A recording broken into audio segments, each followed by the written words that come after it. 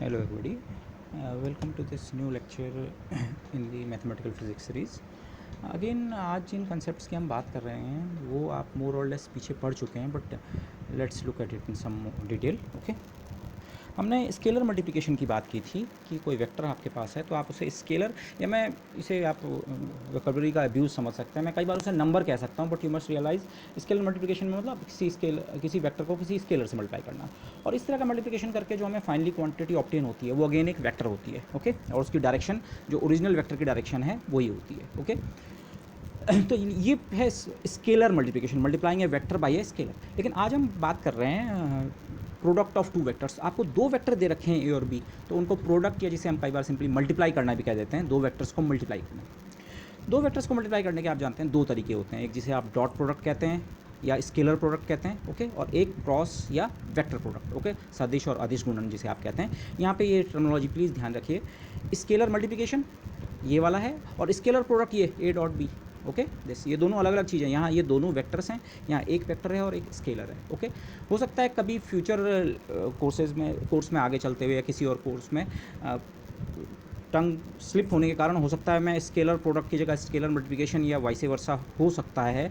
So be careful about that. Okay, otherwise वैसे confusion का chance नहीं होगा. वेक्टर्स के मल्टीप्लिकेशन की बात कर रहे हैं तो ए डॉट बी टाइप के टर्म की बात है, और अदरवाइज ये. ओके, और वेक्टर प्रोडक्ट तो अलग है. ओके, मैं यहाँ पे ये चीज़ फिर से मैं एम्फेसाइज़ कर दूँ, नोटेशन बहुत इंपॉर्टेंट है.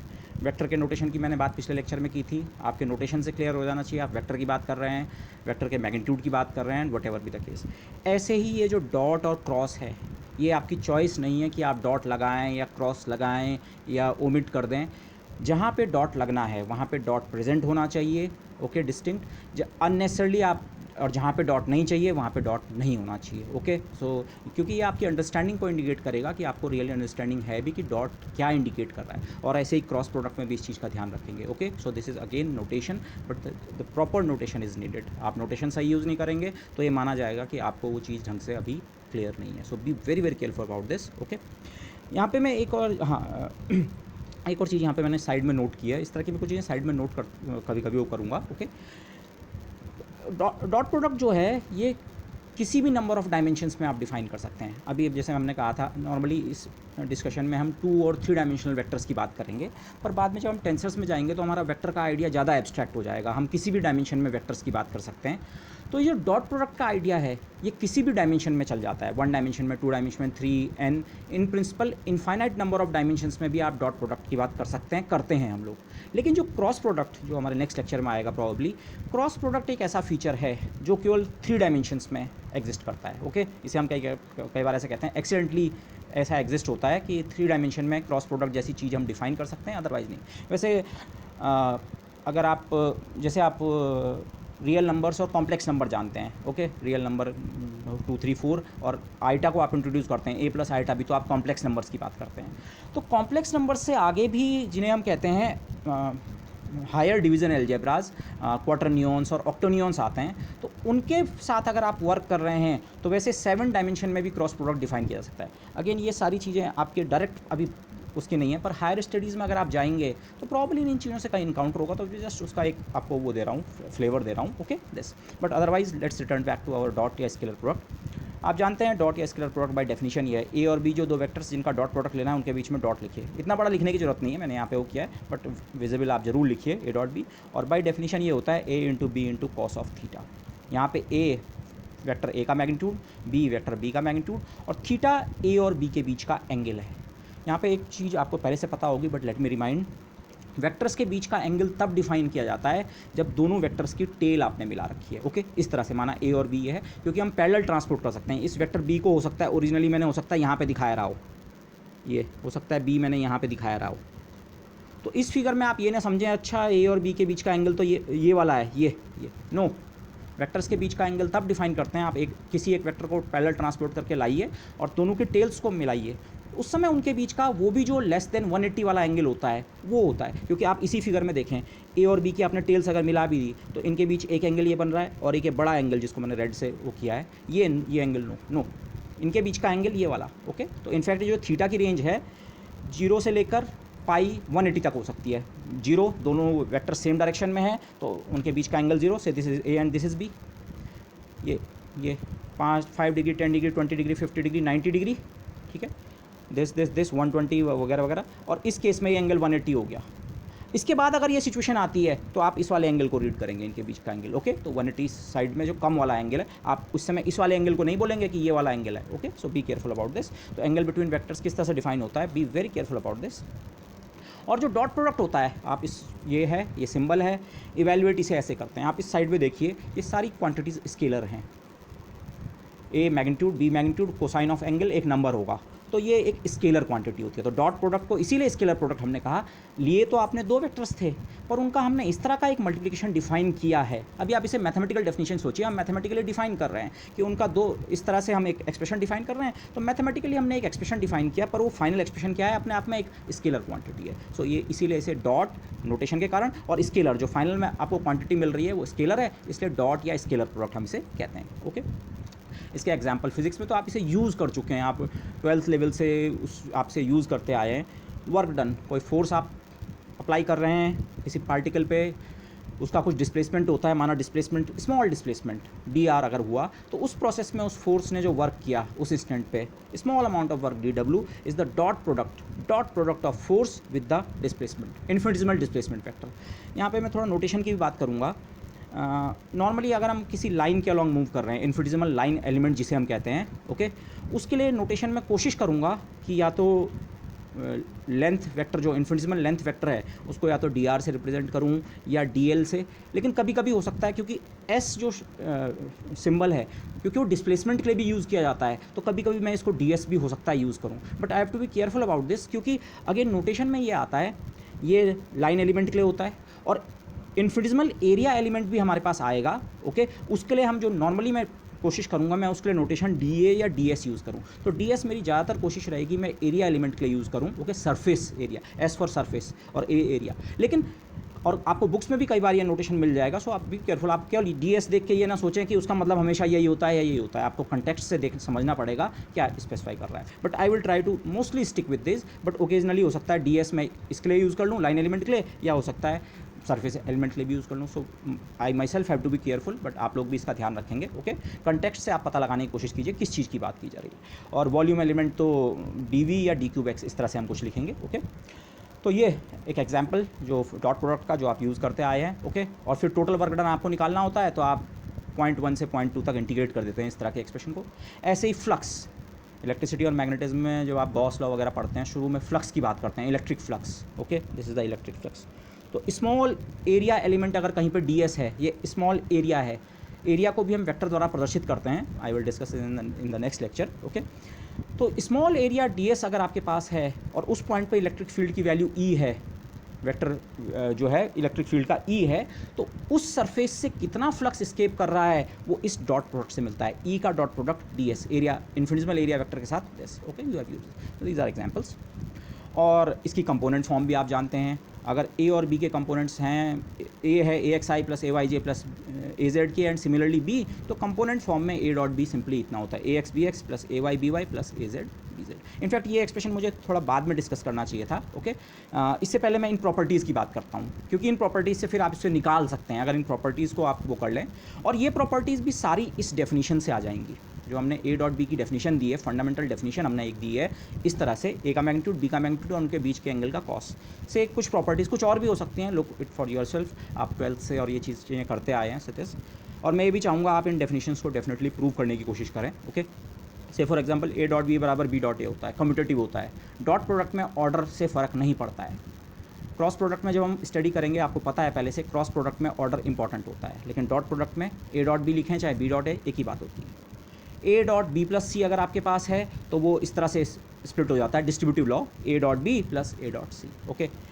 इसके आप ज्योमेट्रिकल इंटरप्रिटेशन वगैरह भी देख सकते हैं, ओके। एक बार हम डॉट प्रोडक्ट का इंटरप्रिटेशन समझ लें तो मैं चाहूँगा आप इस तरह के एक्सप्रेशंस को ज्योमेट्रिकली भी इंटरप्रेट करना सीखें, हाँ, क्यों ये इसके बराबर होता है, ओके। लेफ्ट हैंड साइड का ज्योमेट्रिकल फिगर क्या बन रहा है और राइट हैंड साइड का क्या बन रहा है, और दोनों इक्वल किस तरह से हैं। और इस तरह के एक्सप्रेशन भी, अगर कोई नंबर या स्केलर है n times a dot b, तो वो इतने के बराबर भी लिख सकते हैं, n टाइम्स a कर दो और फिर b के साथ डॉट प्रोडक्ट, या a का dot product n times b के साथ, या और भी फॉर्म हो सकती हैं। तो ये जो बेसिक डेफिनेशन हमने दी हैं उससे आप इन्हें प्रूव करने की कोशिश कर सकते हैं, so do it for yourself. लेकिन एक बार आप ये दो चीज़ें आपने एक्सेप्ट कर ली कि हाँ ऐसा होता है, ये प्रूव कर दिया आपने, तो फिर ये ऑटोमेटिकली फॉलो होता है। कैसे?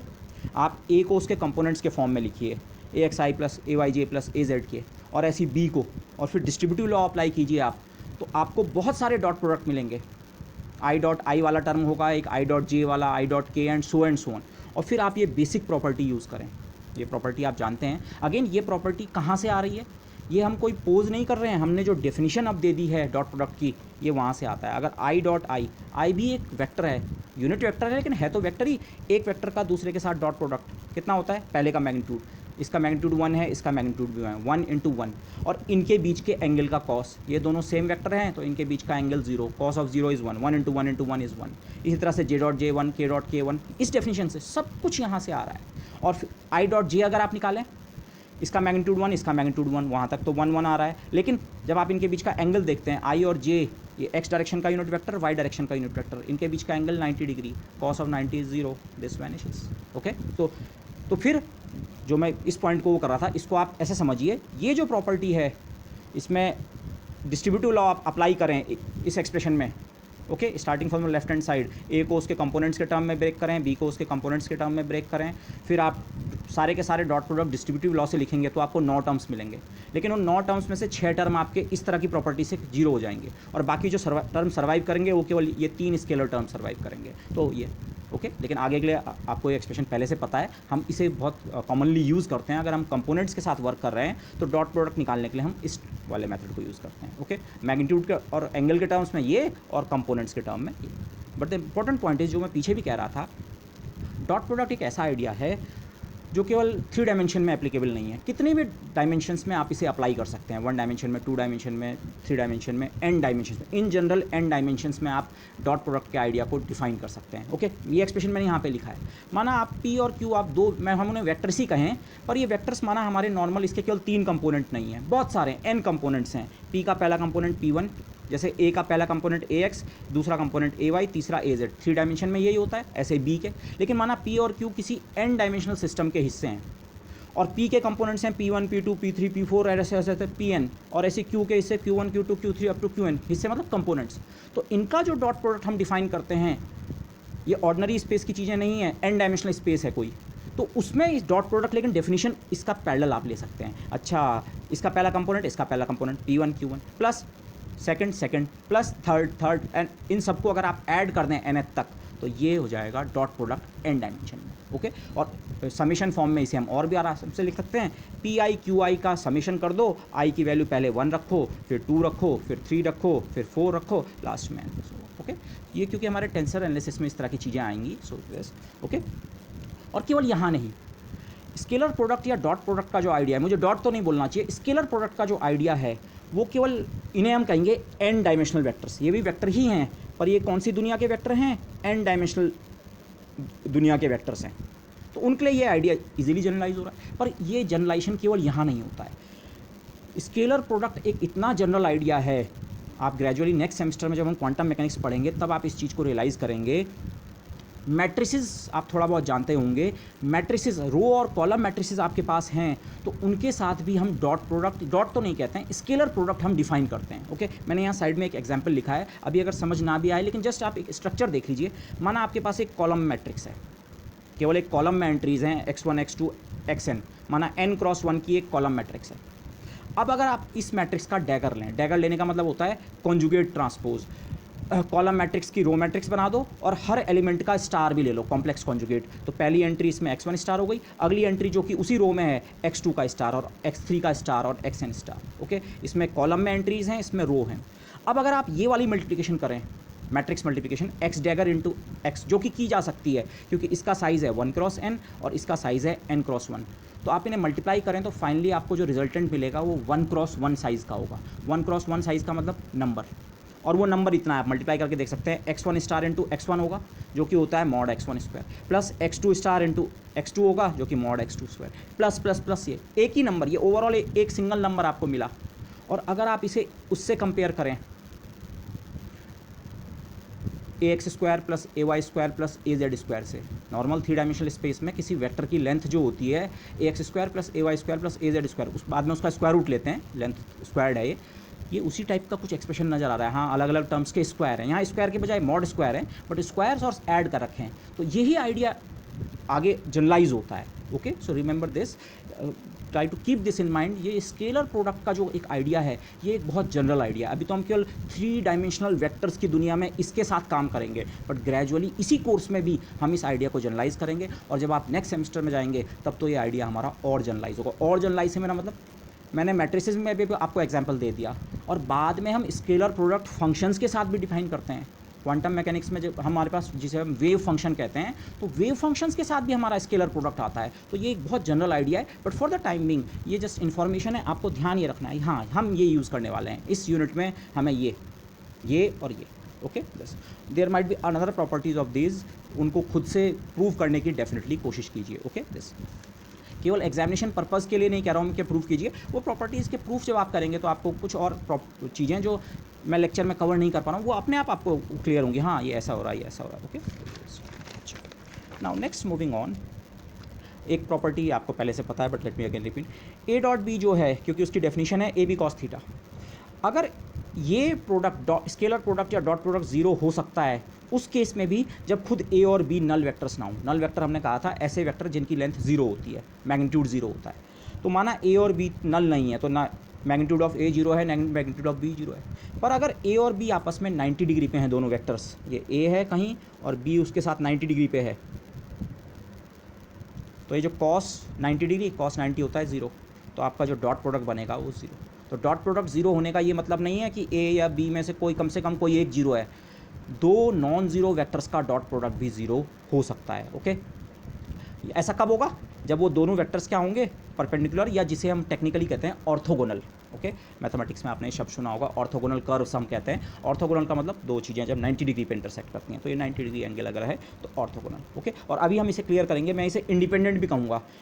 90 डिग्री पे जो दो वेक्टर्स होते हैं हम उन्हें कहेंगे ये दोनों एक दूसरे से इंडिपेंडेंट है। क्या सेंस है इंडिपेंडेंट का, वही हमने मेजर इस लेक्चर में क्लियर करना है। ओके, इनफैक्ट ये आइडिया आपने वो स्कूल लेवल पे वो एग्जांपल्स पढ़े होंगे कि कोई अगर अपने सर पे सूटकेस लेके चलता है तो और कुछ डिस्प्लेसमेंट करता है फॉरवर्ड डायरेक्शन में, तो वो कोई वर्क नहीं कर रहा है। ओके, वो F dot D S, F और डी एस के बीच का एंगल, ये आपने कोई मास अपने सिर पे रखा हुआ है, आप उस पर फोर्स ये लगा रहे हैं, ऊपर की ओर लगा रहे हैं, आपका सर उसे बैलेंस कर रहा है, और आप उस मास को अपने सिर पे लेके आगे की ओर चले, डिस्प्लेसमेंट आपने इस डायरेक्शन में किया, डी आर या डी एल ना, फोर्स आप लगा रहे हैं, फोर्स जीरो नहीं है, डिस्प्लेसमेंट भी आपने किया ये भी, लेकिन इनका जो डॉट प्रोडक्ट है ये कितना है, ज़ीरो। तो जो मैथमेटिकली इस फोर्स ने जो वर्क किया है वो कितना है, ज़ीरो। इस तरह के एग्जाम्पल्स आपने पढ़े हैं, तो वही चीज़ मैंने यहाँ पे एम्फेसाइज़ की है थोड़ा।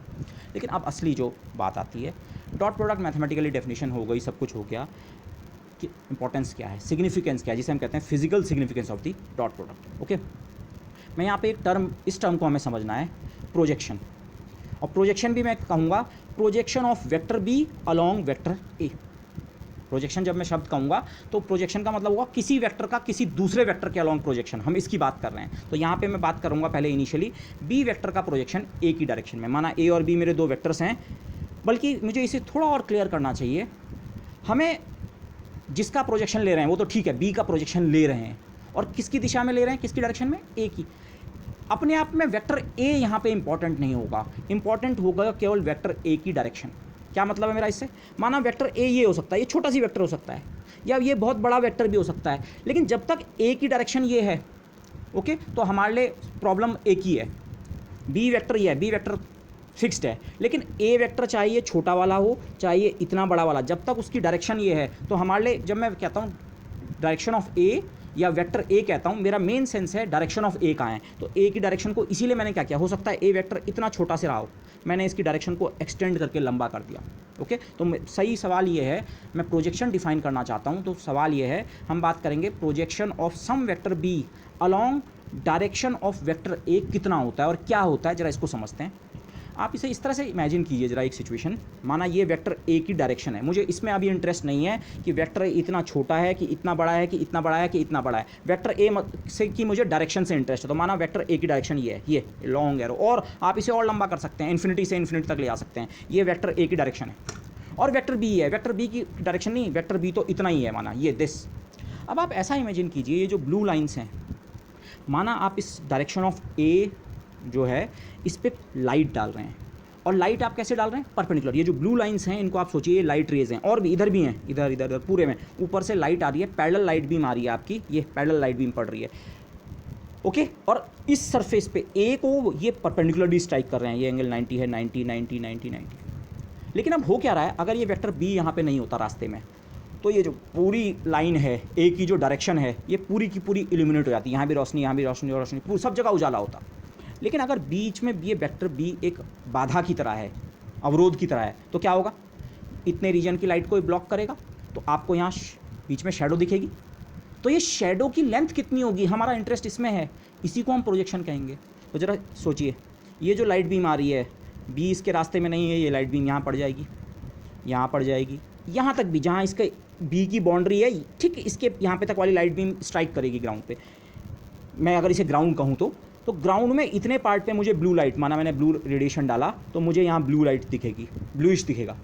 फिर इतने पार्ट की लाइट ब्लॉक हो जाएगी। हमारे वेक्टर जो है उसको आप वेक्टर को सचमुच एक लकड़ी के टुकड़े की तरह सोचिए, ये या और छोटा अगर मैं दिखाऊँ, ये और ये मेरी नीचे वाली लाइन है। आपने यहाँ से लाइट डाली, पर लाइट आपने इस तरह से डाली है कि वो इस सरफेस पे परपेंडिकुलर पड़नी चाहिए, इस लाइन पे, नॉट सरफेस, इस लाइन पे परपेंडिकुलर। तो यहाँ लाइट पड़ेगी, यहाँ पड़ेगी, यहाँ पड़ेगी, पर इतने रीजन में लाइट ब्लॉक हो जाएगी, और फिर इधर भी लाइट पड़ेगी। तो वो चीज़ मैंने यहाँ दिखाने की कोशिश की है, लाइट डालिए लेकिन परपेंडिकुलर टू ए अगर आप लाइट डाल रहे हैं तो यहाँ पड़ेगी।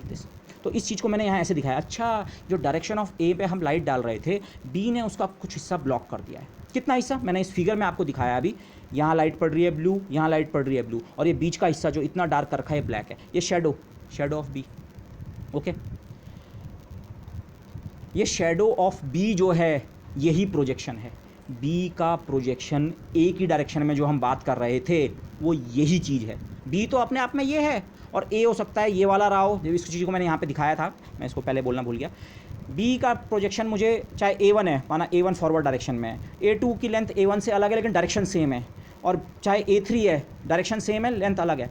बी का प्रोजेक्शन चाहे आप इसके अलॉन्ग लें, चाहे इसके अलॉन्ग लें, चाहे इसके अलॉन्ग लें, हमको इसी तरह की कंस्ट्रक्शन करनी पड़ेगी। A1 A2 A3 सबकी डायरेक्शन एक ही है, तो उस डायरेक्शन के अलॉन्ग एक लाइन बनाई, और बी जहाँ है उस पर लाइट डाली और देखा कितनी लेंथ ऑफ शेडो पड़ रही है। ये जो लेंथ ऑफ शेडो, अब ये बाकी सबकी मुझे ज़रूरत नहीं है, ये जो बीच का ये ब्लैक पार्ट है, ये यहाँ से यहाँ तक, ये है projection of B along A. बोलूँगा मैं अलॉन्ग ए, लेकिन हमारा हमेशा मतलब होगा projection of B along the direction of A की दिशा में बी का कितना प्रोजेक्शन है, ये ओके। ये लाइट वाली जो चीज़ है इसको थोड़ा आप दिमाग में रखेंगे तो ये आपको आगे भी हेल्प करेगा। बाद में हम एरिया एज वेक्टर की बात करेंगे और एक एरिया का दूसरे एरिया के अलॉन्ग प्रोजेक्शन लेंगे, तो वहाँ पे पिक्चर हेल्प करती है, अदरवाइज इसकी बहुत ज़्यादा ज़रूरत नहीं है, ओके, इस सिचुएशन में तो एटलीस्ट।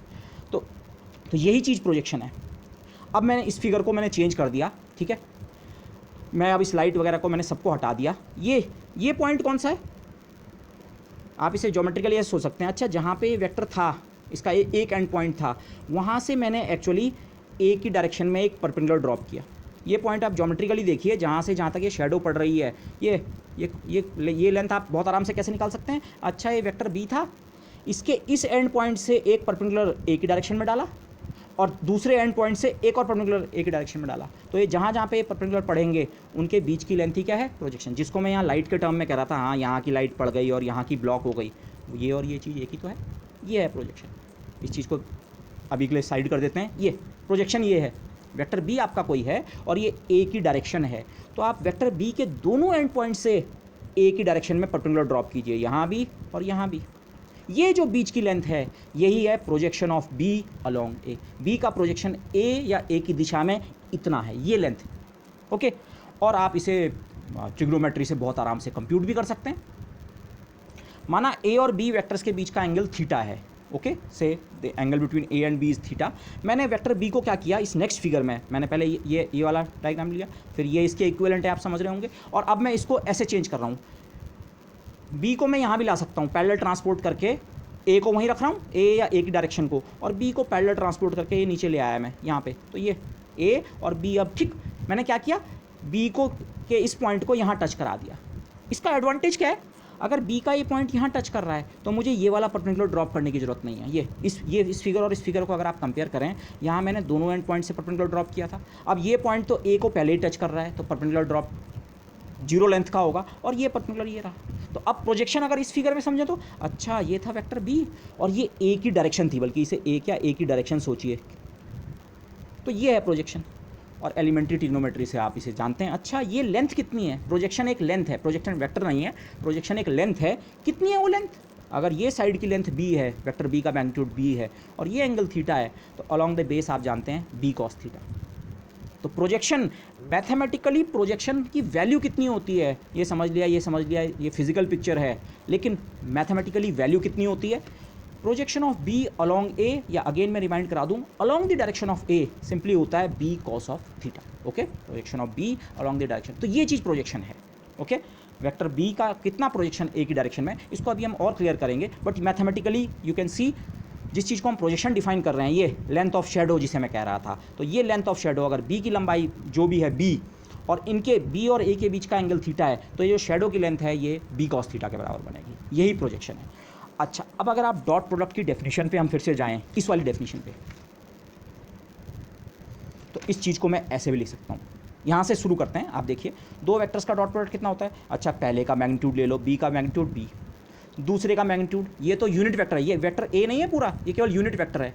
अच्छा, ए का यूनिट वेक्टर का मैग्नीट्यूड 1, बी इंटू 1, और बी और यूनिट वेक्टर ए के बीच का एंगल कितना है?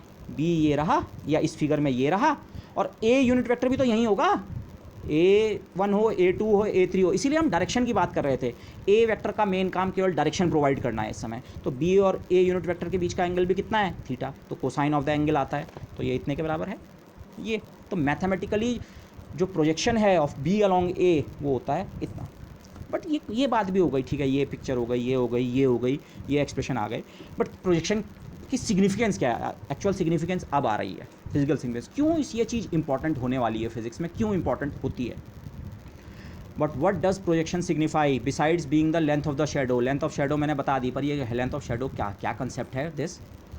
प्रोजेक्शन का मतलब जो आपको दिमाग में बैठाना है उसको इस तरह से हम समझेंगे। प्रोजेक्शन का दूसरा नाम हम आगे जो यूज़ करने वाले हैं, कंपोनेंट। ये कंपोनेंट कार्टेशियन कंपोनेंट्स नहीं है, ए एक्स ए वाई ए जेड नहीं है। क्या कंपोनेंट का मतलब है अभी देखते हैं, या इसे मैं डिग्री ऑफ एग्रीमेंट भी कहूँगा। क्वालिटेटिवली, ये क्वांटिटेटिव शब्द नहीं है, ठीक है, लेकिन गुणात्मक रूप से आप इसे दिमाग में ऐसे समझ सकते हैं। जब हम किसी वेक्टर का किसी दूसरे के अलॉन्ग प्रोजेक्शन की बात कर रहे हैं, तो असल में हम ये देख रहे हैं वो दोनों वेक्टर्स किस हद तक एग्रीमेंट में हैं। एग्रीमेंट से मेरा मतलब, अगर मैं बहुत सामान्य भाषा में कहूँ, कितने हद तक दोस्ती है, ठीक है। ये क्वालिटेटिव है, मैं इसको यहाँ समझाने की कोशिश कर रहा हूँ एग्जाम्पल से। माना ए वेक्टर की डायरेक्शन ये है, मैंने इसीलिए इतना लंबा एरो बना दिया। ए वेक्टर चाहे छोटा रहा हो चाहे बड़ा रहा हो, हमें केवल ए की डायरेक्शन से मतलब है। ये मैंने ए की डायरेक्शन, ये बड़ा एरो बना दिया। अब एक वेक्टर मैंने b1 लिया पहले। b1 एक ऐसा वेक्टर है, उसकी लंबाई जो भी हो वो a के पैरेलल है, मतलब a और b के बीच का एंगल 0 डिग्री है। दोनों पैरेलल वेक्टर्स हैं, a और b। ये a की डायरेक्शन थी, और b की लेंथ जितनी भी रही हो ये इसके पैरेलल है, एंगल 0 डिग्री। तो अगर आप इस शेडो वाले एग्जाम्पल से सोचें, अगर ये b जस्ट a के पैरेलल है, रॉड ऐसे पड़ी हुई है, तो लेंथ ऑफ शेडो कितनी पड़ेगी? आप यहाँ से परपेंडिकुलर डालेंगे, यहाँ पे पड़ेगा, यहाँ से डालेंगे यहाँ पे, ये रेक्टेंगल जैसा फिगर बनेगा। और रेक्टेंगल में आपको पता है ये साइड इसके बराबर होती है, मतलब बी की जितनी पूरी लेंथ है, शेडो या प्रोजेक्शन पूरे का पूरा उतना ही पड़ रहा है। मैथमेटिकली देखना और आसान है, प्रोजेक्शन इतना होता है, और अगर बी और ए पैरेलल हैं तो इनके बीच का एंगल 0, cos 0 होता है 1। इस सिचुएशन में जब एंगल 0 है, बी के प्रोजेक्शन की लेंथ कितनी है? पूरी बी की लेंथ। जबकि अगर एक दूसरी एक्सट्रीम सिचुएशन आप देखें, बी जो वेक्टर है जिसे मैंने b2 लिखा है, दूसरा कोई बी वेक्टर, वो ए की डायरेक्शन के साथ माना 90 डिग्री पे, ऐसे ए तो ये है और बी ऐसा है, ये सिचुएशन है, ये समथिंग लाइक दिस, ये 90 डिग्री पे। तो इस समय सीधे अगर हम यहाँ से निकाल लें, पहले cos 90 0 होता है, इसका प्रोजेक्शन कितना है? इसको शेडो वाले उससे समझो। ऊपर से अगर लाइट पैरेलल बीम आ रही है, लेकिन ये रॉड ऐसे में खड़ी है, तो इसकी छाया की लेंथ कितनी होगी? 0। जो आप कहते हैं दिन में जब सन हमारे जस्ट ओवरहेड होता है, ठीक सर के ऊपर, तो हमारी शेडो की लेंथ 0 होती है। ये वही चीज़ तो है। और अगर आप ग्राउंड के पैरेलल लेट जाएं उसी समय जिस समय सन की रेज परपेंडिकुलर आ रही हैं, अगर आप ग्राउंड के पैरेलल लेट जाएं तो आपकी पूरी बॉडी की छाया, जितनी आपकी बॉडी की लेंथ है उतनी ही छाया ग्राउंड पे पड़ेगी। ये इस केस में प्रोजेक्शन है, ये b1 का प्रोजेक्शन है, ये b2 का प्रोजेक्शन है। अब हुआ क्या? अच्छा, और किसी जनरल केस में माना ना ये पूरी तरह 90 डिग्री पे है ना 0 डिग्री पे, किसी जनरल एंगल पे, थीटा पे, से सोचे 30 40 50 सम एंगल थीटा, तो उस समय क्या होता है? उस समय जो शेडो होती है ना उसकी लेंथ पूरे के बराबर होती है ना जीरो के बराबर होती है, लेंथ ऑफ शेडो कुछ इंटरमीडिएट होती है। इनफैक्ट हम उसे निकाल चुके हैं, वो बी कॉस थीटा के बराबर होती है। आप ये जानते हैं कॉस थीटा की वैल्यू 0 और 1 के बीच रेंज करती है, ठीक है। जब थीटा 0 होता है तो इसकी वैल्यू बी के बराबर बनेगी, और थीटा 90 हो जाएगा तो वैल्यू 0 के बराबर प्रोजेक्शन की, और बाकी इंटरमीडिएट वैल्यू रहेगी। इसको समझते हैं। ये बी प्रोजेक्शन इतना है, मैं यहाँ पे पर्पेंडिकुलर वगैरह नहीं दिखाए हैं, पर होपफुली अब तक आप समझ गए होंगे। ये यही तो किया हमने कंस्ट्रक्शन, ये है प्रोजेक्शन, ये बी है और ये इसका प्रोजेक्शन है। लेकिन अब हमने कल जो बात की थी, अगर मैं बी को इन दो वेक्टर्स में ब्रेक कर दूँ, अभी के लिए थोड़ी देर के लिए ए को भूल जाइए, ये जो ब्लैक वेक्टर है और ये रेड वेक्टर जो है, आप देख सकते हैं अगर मैं इस ब्लैक वेक्टर में इस रेड वेक्टर को ऐड करूं तो मेरा B3 वेक्टर बन रहा है, ये वाला B3। अब आप इस सिचुएशन को इससे कंपेयर कीजिए। B3 को आप थोड़ी देर के लिए B3 को भूल जाइए, B3 के बजाय आप सोचिए हाँ उसमें एक ये ब्लैक वेक्टर है और एक क्या है, रेड वेक्टर। केवल आप ब्लैक वेक्टर पे कंसंट्रेट करें। अभी ये जो ब्लैक वाला वेक्टर है जो कि B3 का एक कंपोनेंट है, ये पूरी तरह ए के पैरेलल है, और जब वेक्टर्स पैरेलल होते हैं तो फुल्ली एग्री करते हैं। एग्रीमेंट से मेरा ये मतलब था, ये पूरा का पूरा वेक्टर इसी की डायरेक्शन में है। एग्रीमेंट से मेरा मतलब यही था, दोनों में बहुत अच्छी दोस्ती है, परफेक्ट दोस्ती है क्वालिटेटिवली। ये ब्लैक B3 का एक हिस्सा पूरी तरह इसके साथ एग्रीमेंट में है, और B3 का जो ये रेड वाला हिस्सा है ये तो 90 डिग्री पे है ए के साथ। 90 डिग्री पे जो होते हैं ये दुश्मन होते हैं। ये प्रोजेक्शन इसका यहाँ 0 है, इनका बिल्कुल एग्रीमेंट नहीं है ये वाले का। तो अब कोई जनरल वेक्टर है, आप उसे हमेशा ए की डायरेक्शन में एक कंपोनेंट, ये कंपोनेंट ब्लैक वाला कंपोनेंट कहाँ है, ए की डायरेक्शन में, और दूसरा कंपोनेंट कहाँ है, ए के परपेंडिकुलर। बी को हमने इस तरह से ब्रेक किया कि उसका एक हिस्सा तो ए की डायरेक्शन में और एक हिस्सा ए से क्या है 90 डिग्री पे। ये वाला हिस्सा एग्रीमेंट में है, ये वाला हिस्सा एग्रीमेंट में नहीं है, और यही चीज़ प्रोजेक्शन होती है। तो प्रोजेक्शन यही बताता है वो जो वेक्टर बी है वो किस हद तक ए के जैसा है, ए के साथ उसकी किस हद तक दोस्ती है, ए के साथ कितना एग्रीमेंट है। इसका बिल्कुल एग्रीमेंट ए के साथ नहीं है, जिसे हम मैथमेटिकली कहते हैं ऑर्थोगोनल। इसके और इसके बीच का एंगल 90 डिग्री है। ऑर्थोगोनलिटी, बिल्कुल दोस्ती नहीं है, बिल्कुल एग्रीमेंट नहीं है। ये अलग डायरेक्शन की बात कर रहा है, ये अलग डायरेक्शन की बात कर रहा है, ये दोनों सेम डायरेक्शन की बात कर रहे हैं। ये वाला, ये आप बोलेंगे इसकी और इसकी डायरेक्शन अलग है, ठीक है, दोनों वैसे डायरेक्शन अलग है, पर इस वेक्टर को आप इन दो वेक्टर्स के सम से बना सकते हैं। तो इसको आप ऐसा सोचें, अच्छा इसका इतना हिस्सा तो इसके साथ एग्रीमेंट में है, कितना हिस्सा, बी कॉस थीटा। ट्रिग्नोमेट्री से आप देख रहे हैं ये साइड बी कॉस थीटा और B sine theta. B cos theta वाला हिस्सा एग्रीमेंट में है, बी साइन थीटा वाला हिस्सा एग्रीमेंट में नहीं है। तो कितना हिस्सा एग्री कर रहा है, और प्रोजेक्शन भी तो बी कॉस थीटा ही होता है। प्रोजेक्शन का यही मतलब है, कितना, इसे आप कंपोनेंट भी कह सकते हैं, बी का कंपोनेंट ए की दिशा में, या बी किस हद तक ए से एग्री कर रहा है। क्वालिटेटिवली आप इस तरह से इस चीज़ को दिमाग में बैठाने की कोशिश करें कि प्रोजेक्शन असल में ये चीज़ होती है। मैथमेटिकली हमने पहले एक लाइट की वाली पिक्चर की बात की, हाँ ये, फिर हम मैथमेटिकली हमने उसे और इजी किया और एक्सप्रेशन निकाल लिया बी कॉस थीटा, फिर ये भी लिख दिया। बट वो चीज़ है क्या, वो प्रोजेक्शन बेसिकली मेज़र क्या कर रहा है, प्रोजेक्शन ये मेज़र कर रहा है बी का कितना हिस्सा ए की डायरेक्शन में है। बी को आपने दो हिस्सों में ब्रेक किया मैथमेटिकली, B3 के बजाय आप इन दो वेक्टर्स को सोच सकते हैं। इसका ये हिस्सा इसके साथ एग्रीमेंट में है जिसकी लेंथ है बी कॉस थीटा, और इसका जो बी साइन थीटा है ये तो पूरी इसके साथ इसकी दुश्मनी है, 90 डिग्री पे है, ऑर्थोगोनल है, ये नहीं है एग्रीमेंट में। तो बी का कुल मिला के कितना हिस्सा इसके साथ एग्रीमेंट में, बी कॉस थीटा। तो ये है projection. Okay, so try to settle these things in your mind, ठीक है, दिस विल हेल्प यू। आगे जब आप फिजिक्स में कंसेप्ट पढ़ते हैं, मैथमेटिक्स में एडवांस कंसेप्ट पढ़ते हैं, तो ये आइडिया जनरलाइज होता है वहाँ पे। तो इस तरह की पिक्चर्स आपको हेल्प करती हैं, not always but usually they might help you. So try to think of it like this. Okay, so ये जो हमारा मेन डिस्कशन वैसे यही था इसमें, बाकी सब मोर और लेस आपको शायद पता ही रहा होगा, इनफैक्ट शायद ये भी पता रहा होगा, but let I have repeated. तो प्रोजेक्शन आगे हो सकता है कोर्स में, या आप दिमाग में इस तरह से बैठाएं, एग्रीमेंट है, किस हद तक दोनों वेक्टर्स में दोस्ती है। ये माना ये जनरल सिचुएशन है, एक वेक्टर ए और बी ये है, अगर ये दोनों पैरेलल हैं तो ये इनका बहुत अच्छा एग्रीमेंट है, हाँ दोनों एक ही डायरेक्शन की बात कर रहे हैं, बहुत अच्छा एग्रीमेंट है ये। अब इसका इसके साथ एग्रीमेंट कम हो रहा है, कम यारी दोस्ती है, और 90 डिग्री पे कोई यारी दोस्ती नहीं है। 90 डिग्री के बाद फिर से वैसे दोस्ती बढ़ जाती है। ओके, वो नेगेटिव साइन उसमें आएगा, but you have to be careful, but in a certain sense. Okay this, तो ये तो, और प्रोजेक्शन को आप कंपोनेंट भी कह सकते हैं।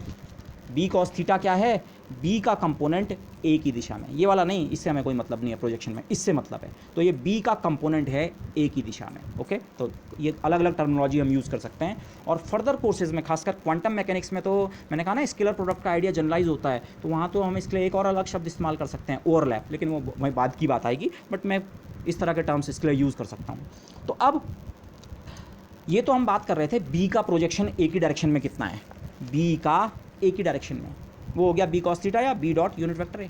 अब इसी सवाल को रिवर्स करें, ए और बी यही है माना, ए का प्रोजेक्शन बी की डायरेक्शन में कितना होगा। मैं सीधे मैथमेटिकली फॉर्मूले को कॉपी कर रहा हूँ, बी का प्रोजेक्शन ए की डायरेक्शन में निकाला तो कितना होता है, जिसका प्रोजेक्शन निकाल रहे हैं उसका मैग्नीट्यूड आता है और दोनों के बीच के एंगल का कॉस। तो इसी आइडिया को आप रिवर्स कर दीजिए, ए का प्रोजेक्शन बी की डायरेक्शन में निकालना है तो एंगल तो उनके बीच का अभी भी थीटा ही है, तो कॉस ऑफ थीटा तो ऐसे ही आएगा। पर अब आप ए का प्रोजेक्शन निकाल रहे हैं तो वो यहाँ क्या आ जाएगा, ए। तो अगर आप ए का प्रोजेक्शन बी की डायरेक्शन में पूछें तो मैथमेटिकली सिंपली इतना, और अगर आप इसे डॉट प्रोडक्ट फॉर्म में लिखें तो A dot unit vector B, again आप चेक कर लें ये इसके बराबर है, ए का magnitude A, B unit vector का मैग्नीट्यूड 1 और एंगल तो इनके बीच का थीटा ही है। लेकिन मैं चाहूँगा कि आप इसे जो हमने इनिशियल वो लाइट वाला फिगर बनाया था उससे इसे जस्टिफाई करने की कोशिश करें। माना ये है मेरा वेक्टर ए, ये, और ये है वेक्टर बी। अब इस समय क्योंकि हम प्रोजेक्शन बी की डायरेक्शन में ले रहे हैं तो एक्चुअली बी वेक्टर अपने आप में इंपॉर्टेंट नहीं होगा, इंपॉर्टेंट होगी बी की डायरेक्शन। तो इसीलिए बी की डायरेक्शन को मैंने इलोंगेट करके इतना लंबा दिखा दिया, ठीक है। इनिशियली बी वेक्टर ये था, पर बाद में इसका कोई रोल नहीं है। रोल आप यहाँ भी देख सकते हैं, बी यूनिट वेक्टर, केवल बी की डायरेक्शन क्या है वो इंपॉर्टेंट होगी ये। अब आप फिर से लाइट डालिए, ब्लू लाइंस लाइट हैं, पर अब की बार आपको लाइट कैसे डालनी है, बी के परपेंडिकुलर। अब की बार लाइट ऐसे नहीं पड़ेगी, फिर से ऐसे।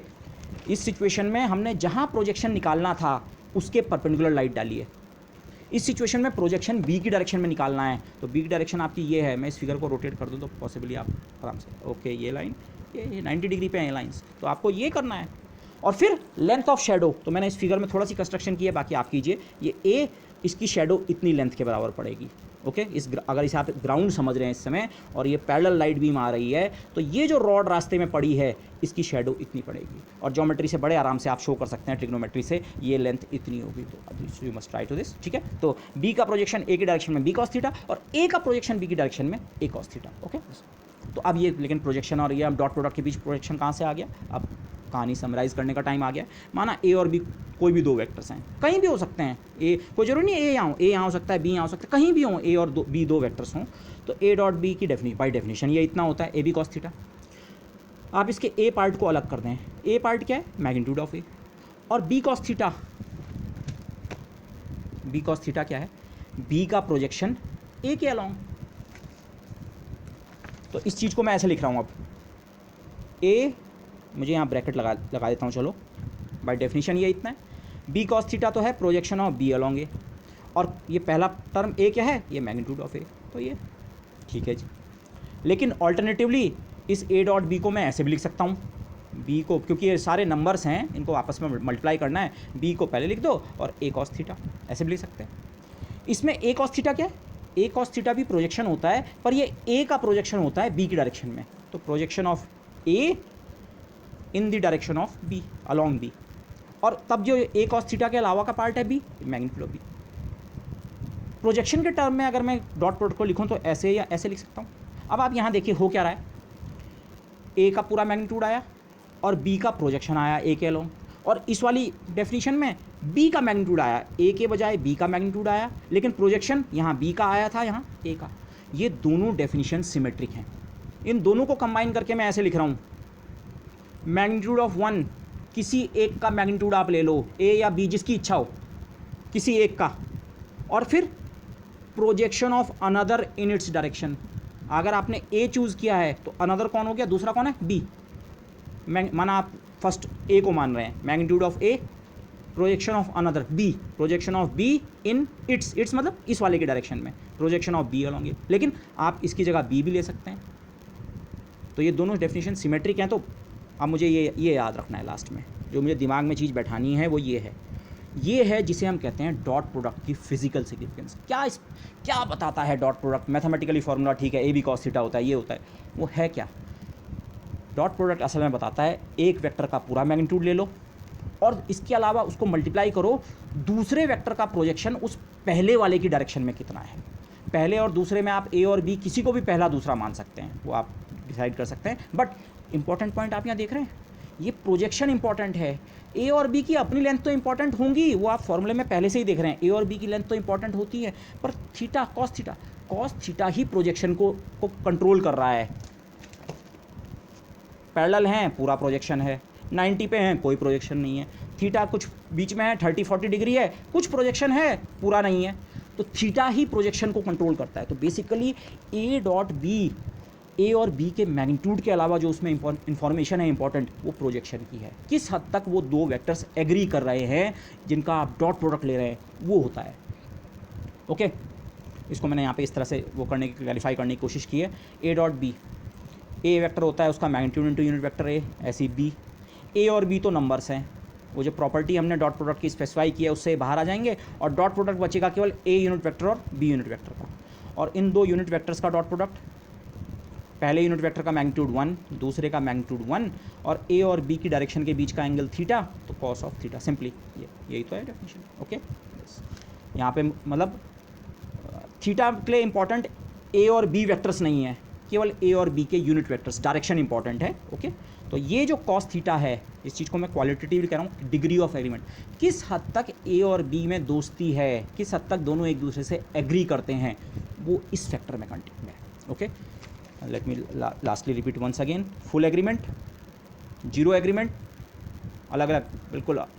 मैं इसे अपोजिट कह सकता हूँ, लेकिन अपोजिट का मतलब आप ये ना सोचें ये और ये, मैथमेटिकली ये एग्रीमेंट है, इसमें कॉस इनके बीच का एंगल 180 डिग्री है, तो एग्रीमेंट फिर से आ जाता है, नेगेटिव साइड में आता है पर एग्रीमेंट है। ये जब हम कहते हैं दोनों में बिल्कुल दोस्ती नहीं है, तो मैथमेटिकली आपको उसको ये समझना है, ऑर्थोगोनल, एंगल 90 डिग्री है, नो एग्रीमेंट। और यहाँ पार्शियल एग्रीमेंट है, कितना हद तक, बी कॉस थीटा हद तक एग्रीमेंट इनके बीच हो रहा है। Okay, so this is the physical significance of the dot product. Okay, the thing which you have to keep in mind, ये आइडिया आपको वो करना है, क्योंकि इस लैंग्वेज को मैं आगे कहीं ना कहीं यूज़ करूँगा। ओके, दिस बाद में जब हम क्रॉस प्रोडक्ट पढ़ेंगे तो मैं एरिया एज वेक्टर की बात करूंगा। इन्फिनिटेसिमल एरिया एलिमेंट को हम फिजिक्स में या मैथमेटिक्स में वेक्टर द्वारा प्रदर्शित कर सकते हैं और करते हैं, और वहाँ पे भी फिर प्रोजेक्शन का आइडिया आता है। आप इसे इस तरह सोचिए, माना एक कॉपी है, अब की बार पूरी पैरेलल लाइट बीम इस कॉपी पे पड़ रही है, यहाँ भी, यहाँ भी, यहाँ भी, जो मैं वो लाइट वाला एग्जाम्पल दे रहा था, हर पॉइंट पे ये पैरेलल लाइट। अगर बीच में कोई अवरोध नहीं है तो ये पूरी कॉपी या जितना भी ये प्लेन है, ये पूरा का पूरा हमारा एलिमिनेट हो जाएगा, पूरे में रोशनी होगी।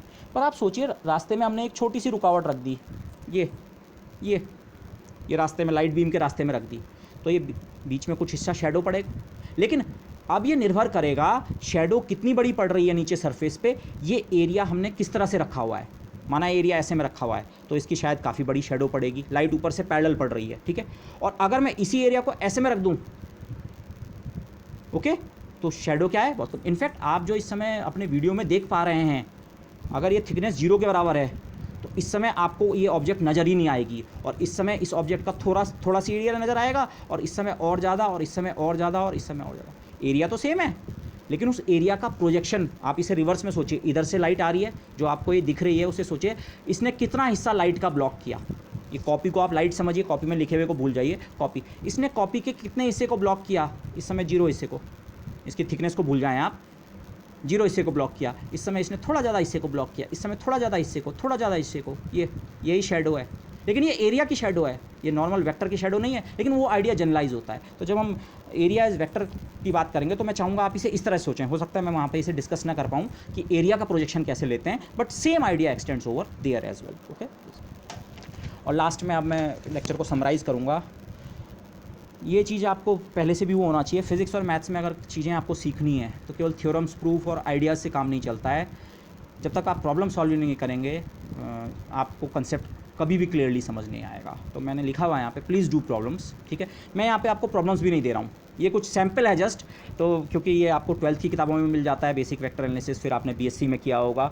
नहीं मिलेगा आपको तो आप मुझे बोल सकते हैं, we will try to look, मैं आपको कुछ प्रॉब्लम सेट प्रोवाइड करने की कोशिश करूँगा। बट एलिमेंट्री वेक्टर एनालिसिस के प्रॉब्लम सेट आपको बड़ी ईजिली मिल जाएंगे इंटरनेट पर, खुद ढूंढ के कीजिए। बट सम पॉइंट्स में जो यहाँ पे प्रॉब्लम सेट में शायद आपको जिनकी ज़रूरत पड़ेगी, ए डॉट बी की डेफिनेशन मैंने यहाँ लिखी है, ये डेफिनेशन है, ये और ये। अगर आप ए डॉट ए निकालें, वेक्टर का खुद के साथ डॉट प्रोडक्ट ले लें, तो वो कितना होगा, बाई इस डेफिनेशन से देखें तो A into cos of 0, same vector है तो आपस का एंगल 0। और इस डेफिनेशन से देखें तो ए एक्स इंटू ए एक्स प्लस ए वाई इंटू ए वाई प्लस ए जेड इंटू जेड, इतने के बराबर। और ये चीज़ आप जानते हैं, यही तो हमारी वेक्टर की लेंथ का स्क्वायर होता है। इसका स्क्वायर रूट ले लें तो जिसे हम वेक्टर का मैग्नीट्यूड कहते हैं, ये वो है। तो वेक्टर का मैग्नीट्यूड कैसे निकालना है? वेक्टर का खुद के साथ डॉट प्रोडक्ट ले लो और बाद में स्क्वायर रूट ले लो। ओके, वेक्टर का मैग्नीट्यूड जिसे ऐसे लिखते हैं या मैं ऐसे लिखता हूँ कॉमनली, वो बेसिकली कितना है? इस फैक्टर का क्या ले लो? Square root. और यहाँ पे अब हम नोटेशन इंट्रोड्यूस कर रहे हैं। नॉर्मली वेक्टर का स्क्वायर लिखने का कोई सेंस नहीं होता है, पर जब वेक्टर का खुद के साथ डॉट प्रोडक्ट होता है ए डॉट ए, तो हम उसको ए स्क्वायर लिख देते हैं, वेक्टर ए का स्क्वायर, और उसकी वैल्यू इसके बराबर। ओके, मैं अगर इस इक्वेशन का स्क्वायर रूट ले लूँ तो ये इक्वेशन, तो यहाँ पे जो नोटेशन है मैं फिर से आपको क्लियर कर दूँ। ए डॉट ए जो होता है इसे हम शॉर्ट हैंड में ए का स्क्वायर, वेक्टर ए का स्क्वायर भी लिख देते हैं। और वेक्टर ए का स्क्वायर आप देख सकते हैं, वेक्टर ए का स्क्वायर करें तो ये जो मैग्नीट्यूड है उसका स्क्वायर के बराबर बनता है। तो ये एक ही चीज़ है। ओके, बट आपको केयरफुल रहना चाहिए, मतलब आपको अंडरस्टैंडिंग के साथ होना चाहिए कि हाँ ये सब एक ही बात क्यों है। ओके, ए डॉट बी में आप ऐसा नहीं कर सकते हैं कि ए डॉट बी को आप ए बी लिख दें। ये केवल इस पर्टिकुलर केस में खुद के साथ डॉट प्रोडक्ट है, उसको ऐसे या नोटेशन में ऐसे, और मैथमेटिकली इसकी वैल्यू इतने के बराबर बनती है, इसलिए ऐसे भी लिखा जाता है। सो सेम वेक्टर के लिए ये। ओके, और ये मेथड हम यूज़ करते हैं वेक्टर की लेंथ निकालने के लिए। अगर वेक्टर की लेंथ निकालनी है उसका खुद के साथ डॉट प्रोडक्ट करो और स्क्वायर रूट ले लो। ओके, ये प्रॉपर्टी ये मैं पीछे बात कर चुका हूँ। I dot I unit vector magnitude 1 1, angle बीच का 0, cos 0 is 1 1, I dot J वगैरह 0। फिगर से भी आपको क्लियर होना चाहिए। I dot I same vector का सेम यूनिट वेक्टर के साथ डॉट प्रोडक्ट 1, और आई और जे का डॉट प्रोडक्ट 0 क्यों हुआ? आई और 0 जे अपने आप में नल वेक्टर नहीं थे, बट इनके बीच का एंगल कितना था? 90, इसलिए कॉस 90 के कारण ये डॉट प्रोडक्ट क्या हो गया? 0। ये एग्रीमेंट में नहीं है, ये बिल्कुल धुर विरोधी, आई जे के आपस में धुर विरोधी। ओके, ये प्रॉपर्टी अभी हम बहुत जो डॉट प्रोडक्ट या क्रॉस प्रोडक्ट से रिलेटेड सवालों में ये प्रॉपर्टी बहुत कॉमनली यूज़ होती है, तो मैंने इसलिए यहाँ पर रिमाइंड कराई है। शायद इन दो प्रॉपर्टीज़ से ही डॉट प्रोडक्ट से रिलेटेड ज़्यादातर काम आपका हो जाएगा, ज़्यादातर सवाल हो जाएंगे। जैसे इस तरह का एक सवाल हो सकता है, मैंने टिपिकल सवाल लिखा है, आप इस पर और सवाल खुद भी बना सकते हैं या बड़े आराम से आपको किताबों में मिल जाएगा। एक वेक्टर ए दे रखा है 2i + 7j + k माना, और दूसरा वेक्टर बी माना जिसमें केवल आई और जे कंपोनेंट है, के कंपोनेंट 0 है। इनके बीच का एंगल निकालिए। ठीक है, मैं इसको बता भी नहीं रहा हूँ कैसे करना है, आपने किया होगा, बट इस तरह के सवाल कीजिए। ओके, बाद में हम इस आइडिया को जनरलाइज कर सकते हैं। हम प्लेन्स के बीच के एंगल की बात कर सकते हैं, जो मैं अभी आपको आइडिया दे रहा था कि प्लेन्स हैं, ये प्लेन और ये प्लेन, एक ये तल और ये तल, प्लेन्स के बीच का एंगल कितना है उसके लिए भी इसे यूज़ किया जा सकता है। तो बाद में जब वो होगा तो आप खुद ही करेंगे, मैं इसको वहाँ पर इतनी डिटेल में डिस्कस नहीं कर पाऊँगा, बट पहले इसके रिलेटेड कुछ प्रैक्टिस कर लें तो ये भी आप कर पाएंगे। फिर इस तरह के सवाल आते हैं, इसमें 3 वेक्टर्स दे रखे हैं माना ए बी सी, ये तो मैंने फिगर में दिए हैं, आपको उनके इस तरह के कुछ एक्सप्रेशन दिए होंगे ए बी सी। तो आपको कई बार इस तरह का सवाल दिया रहता है, पहले तो ये शो कीजिए कि ये तीनों वेक्टर्स मिलके एक ट्रायंगल बना रहे हैं, और फिर उस ट्रायंगल के एंगल्स भी निकालिए। तो पहले आप कैसे शो करेंगे कि वो तीनों मिलके एक ट्रायंगल बना रहे हैं? मैं आपको हिंट करूँगा, triangle law of vector addition का आइडिया आपको यूज़ करना है। ओके, और फिर एंगल्स कैसे फाइंड करेंगे? अगर आप ये सवाल कर चुके हैं तो 2 वेक्टर्स के बीच का एंगल निकालना आपको आता होगा, तो आप ए और बी के बीच का एंगल भी निकालिए, और ए और सी के बीच का, और बी और सी। ये 2 अलग अलग पार्ट्स हैं, ए बी सी 3 वेक्टर्स हैं, तो इनके बीच का एंगल तो आप अलग अलग निकाल ही सकते हैं, पर एक सवाल का पार्ट उसमें ये भी हो सकता है कि शो कीजिए कि ये तीनों मिलके एक ट्रायंगल बना रहे हो सकता है तीनों मिलके एक ट्रायंगल ना बना रहे हों, ऐसा भी हो सकता है। तो एक पार्ट ये हो सकता है सवाल का कि शो दैट 3 वेक्टर्स दे रखे हैं, तीनों ट्रायंगल बना रहे हैं, फिर उस ट्रायंगल के अलग अलग एंगल्स निकालिए। तो ये वाला सवाल आपका 3 बार रिपीट हो जाएगा, एक बार ए और बी के लिए, एक बार बी और सी के लिए, और एक बार सी और ए के लिए। तो इस तरह के फिर ऐसा भी हो सकता है, शो करिए क्या वो राइट एंगल ट्रायंगल है, उनमें से कोई एंगल अगर 90 डिग्री बन रहा है तो आपका राइट एंगल ट्रायंगल हो जाएगा। तो सो एंड सो ऑन हो सकता है। इसके अलावा एक कोसाइन लॉ फॉर ट्रायंगल्स आता है आपके लिए, प्लेनर ट्रायंगल्स के लिए। राइट एंगल ट्रायंगल के तो आपकी पाइथागोरस थ्योरम हो जाती है, a² = b² + c² टाइप की। पर जब आपका ट्रायंगल राइट एंगल नहीं होता है तो वहाँ एक बी और सी के साथ एक कोसाइन वाला टर्म भी आता है, तो वो मैथमेटिकली आपने उसको वो किया होगा, डॉट प्रोडक्ट की मदद से, वेक्टर एनालिसिस की मदद से उसका डेरिवेशन इतना सिंपल होता है। सो इस तरह के सवाल आप कर सकते हैं। इस तरह के और भी सवाल हो सकते हैं, बट मैं आपको जस्ट हिंट कर रहा हूँ, इस तरह की चीज़ें आप प्रैक्टिस कर लीजिए। Okay, meanwhile. और लास्ट में मैं एक डेफिनेटली आपको एक चीज़ ट्राई करने को बोलूँगा, जब आप काफ़ी सवाल कर लेंगे तब इसको ज़रा करने की कोशिश कीजिए। आपको शो करना है कि अगर आपको कोई वेक्टर ए दे रखा है, कोई भी आर्बिट्री वेक्टर ए, तो आप उसे इस तरह से लिख सकते हैं, ए डॉट आई और फिर इंटू यूनिट वेक्टर आई प्लस ए dot J into unit vector जे प्लस ए डॉट के इंटू यूनिट वेक्टर के। ओके, मैं चाहूँगा कि इस पॉइंट को मैं डेफिनेटली डिस्कस करना चाहूँगा। आप कर लेंगे, टफ नहीं है, बट ये बहुत इंपॉर्टेंट आइडिया है। बेसिकली यहाँ पे हो क्या रहा है, आप वेक्टर को उसके परपेंडिकुलर कंपोनेंट्स में ब्रेक कर रहे हैं। आप ए डॉट आई बेसिकली क्या है, ये ए एक्स है, ए को हम ऐसे लिखते हैं ए एक्स आई प्लस ए वाई जे प्लस ए जेड के, तो ये ए एक्स है, ये ए वाई है, ए जेड है। ए एक्स ए वाई ए जेड क्या होते हैं, उस वेक्टर के आपस के तीन परपेंडिकुलर कंपोनेंट्स, एक एक्स डायरेक्शन का, एक वाई डायरेक्शन का, एक जेड डायरेक्शन का। तो हमने किया क्या, वेक्टर ए को उसके तीन अलग अलग परपेंडिकुलर कंपोनेंट्स में ब्रेक किया और बाद में उनको मिला के फिर से हमने वेक्टर ए बना दिया है। आप इसे इस तरह सोचिए, ए को तोड़ा, उसका एक्स कंपोनेंट अलग किया, ए का वाई कंपोनेंट अलग किया, ए का जेड कंपोनेंट अलग किया और फिर सबको जोड़ा, फिर से ए बन गया। तो ये जो स्टेप है, मैं इसे क्वालिटेटिवली ऐसा कहूँगा, breaking something into perpendicular components and then collecting. और मैंने यहाँ पे समथिंग कहा है, वेक्टर नहीं कहा है। अगेन ये बहुत बहुत बहुत इंपॉर्टेंट आइडिया है। ये एक शब्द आप पीछे सुन भी चुके होंगे संभवतः और आगे बहुत बार सुनेंगे, इवन आपके जो केवल बीएससी तक की पढ़ाई भी करेंगे, ऑर्थो नॉर्मेलिटी। ऑर्थोगोनल और नॉर्मेलिटी दो शब्द मिला के, नॉर्मलाइजेशन मिला के हम ऑर्थो नॉर्मेलिटी की बात करते हैं। ये वो उसका बेसिक आइडिया आप वेक्टर्स के, 3 डायमेंशनल वेक्टर्स के लेवल पे बड़े आराम से समझ सकते हैं। तो please try doing this, okay. आप इसे मैथमेटिकल एक्सरसाइज की तरह कीजिए और तब हम देखेंगे कि हाँ, इससे हम इस आइडिया को कैसे एक्सटेंड कर सकते हैं। ऑर्थो नॉर्मेलिटी आपने पढ़ी है कहाँ, आपने वेव्स एंड ऑसिलेशंस में Fourier transform, not Fourier transform, Fourier analysis. Fourier transform तो हम इस समय पढ़ेंगे।